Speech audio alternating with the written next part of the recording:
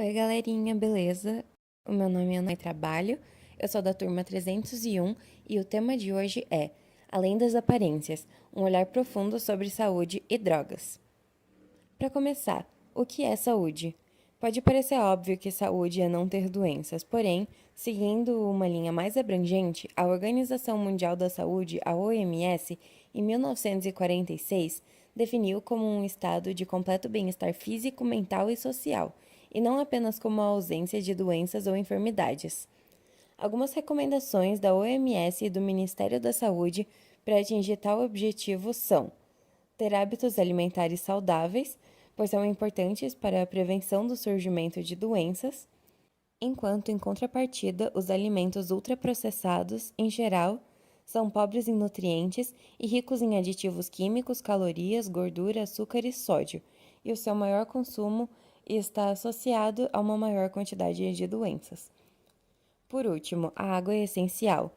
A água existente no corpo dos seres humanos corresponde a 75% do peso da infância e a mais da metade na idade adulta. Ela é a grande responsável por manter a nossa estrutura toda funcionando. Além do mais, a prática de atividade física deve ser incentivada em todos os momentos da vida, pois traz muitos benefícios para a saúde. E lembra de quando falamos sobre o bem-estar físico e emocional como parte do conceito de saúde? A prática regular de atividade física é um dos passos para alcançar as duas coisas. Isso porque as atividades físicas aumentam a liberação dos neurotransmissores ligados ao humor, a serotonina e a endorfina. Por falar em saúde mental, nada impacta mais esse aspecto que o convívio social. O ser humano é sociável por natureza. Então, estreitar laços e desenvolver um vínculo afetivo é muito importante para manter a mente saudável. Mas o que são drogas? Segundo a Organização Mundial da Saúde, droga é qualquer substância não produzida pelo organismo que pode atuar sobre o sistema nervoso central, provocando alterações no seu funcionamento. De modo geral, podem se dividir as drogas em substâncias ilícitas e lícitas. As drogas ilícitas são substâncias psicoativas ou psicotrópicas, cuja produção e comercialização constituem crime, como a maconha, inalantes e solventes, cocaína, crack, dentre outras. Ambas são desenvolvidas de formas diferentes. Elas são classificadas em três tipos: as depressoras, que diminuem a atividade mental, as estimulantes, que estimulam a atividade mental, e as perturbadoras, que causam efeitos alucinógenos. E quais são as drogas mais usadas pelos brasileiros? Das lícitas, podemos obviamente citar as bebidas alcoólicas, já que o álcool é a droga lícita mais usada no Brasil. Depois temos os medicamentos não prescritos, que podem ser utilizados para fins distintos da recomendação médica. E um levantamento dividiu os remédios em 6 categorias: anabolizantes, anfetamínicos, anticolinérgicos, barbitúricos, benzodiazepínicos e opiáceos. Entre todos, os medicamentos ansiolíticos e hipnóticos são os mais consumidos no país. A seguir temos o tabaco, que se provou a segunda droga lícita mais usada no país.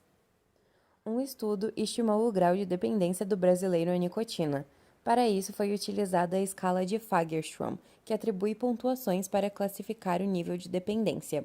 Considerando aqueles que responderam ter fumado nos últimos 30 dias, 4,9 milhões tiveram notas acima de 6, que apontam para parâmetros elevados ou muito elevados de dependência.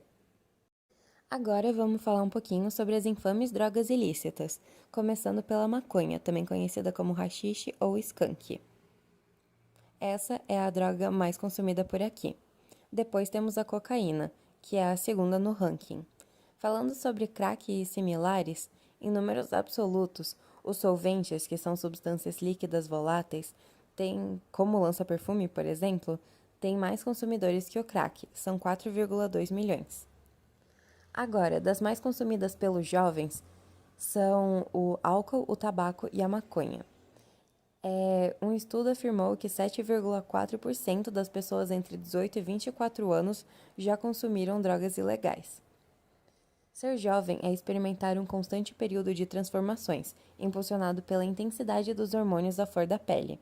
Porém, essas transformações, combinadas com influências externas, acabam tornando mais tentador o acesso a drogas na juventude. Os riscos, todavia, São muitos e podem levar a sequelas irreversíveis. Isto porque o desenvolvimento do cérebro, principalmente o do córtex frontal, ocorre até os 24 anos. Consequentemente, o uso de drogas durante a adolescência até essa idade é mais prejudicial e tem um pior prognóstico, bem como uma maior predisposição de desenvolver comorbidades. O alcoolismo na juventude e o tabagismo na juventude se tornam mais e mais comuns. De acordo com a ONU, o álcool sobressai como o maior fator de risco de mortalidade entre jovens na faixa etária de 15 a 19 anos. Seja por acesso facilitado ou pela glamorização que existe em torno do consumo de bebidas, os números requerem medidas de saúde e a atenção daqueles que estão próximos a estes adolescentes. O uso de álcool, infelizmente, é socialmente aceito e muitas vezes até mesmo estimulado. Porém, o etilismo é responsável pela segunda maior causa de suicídio dentre os transtornos mentais, ficando atrás somente dos transtornos de humor. A relação das drogas com a saúde mental. As consequências a longo prazo de qualquer tipo de droga incluem a destruição de neurônios, que diminuem a capacidade de pensar e realizar atividades, o desenvolvimento de doenças psiquiátricas, como psicose, depressão ou esquizofrenia, e lesões no fígado, como câncer hepático.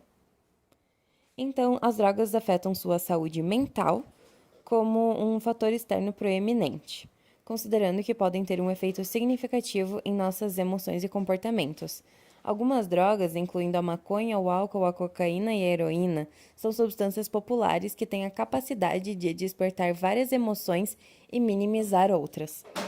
Quando ingerimos essas substâncias, elas imediatamente começam a mexer com os produtos químicos em nossos cérebros. As mensagens que os produtos químicos normalmente enviam são lentas ou distorcidas, e muitas vezes sentimos e pensamos muito diferente do que faríamos em um estado sóbrio. A comercialização de antidepressivos e estabilizadores de humor cresce a cada ano no Brasil.